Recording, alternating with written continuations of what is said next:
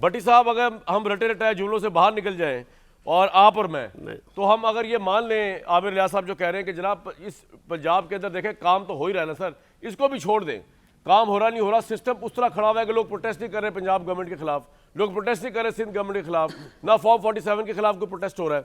दूसरी तरफ अच्छा जही साहब मिलने जा रहे हैं शहबाज शरीफ साहब से, उसमें क्या होगा?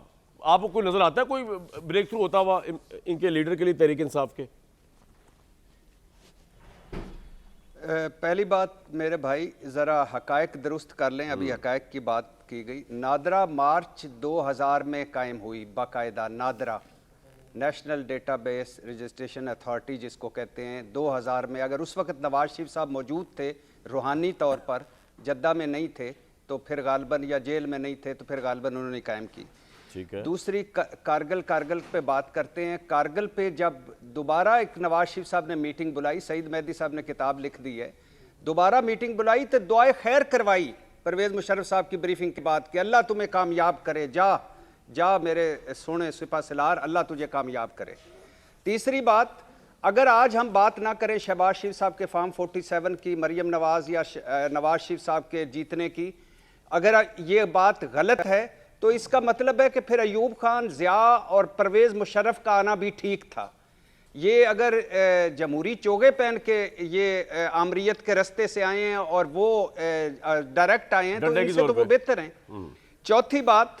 चौथी बात 3 बार वालिद साहब वजीर आज़म बने, 2 बार, दूसरी बार चचा जानी को है। पंजाब में राजा रंजीत सिंह के बाद सबसे लंबी हुक्मरानी है शरीफ खानदान की। करेंसी अफगानिस्तान से नीचे, सेहत बांग्लादेश और नेपाल से पीछे, तालीम युगंडा और इथोपिया के बराबर, और सस्ती रोटी एक मंसूबा था, किधर गया? पीली टैक्सी एक मंसूबा था, किधर गया? कर्ज उतारो मुल्क संवारो, किधर गया? मुल्क को एशियन टाइगर बनाना था, किधर गया? चंडोर से सोना निकलना था, किधर गया?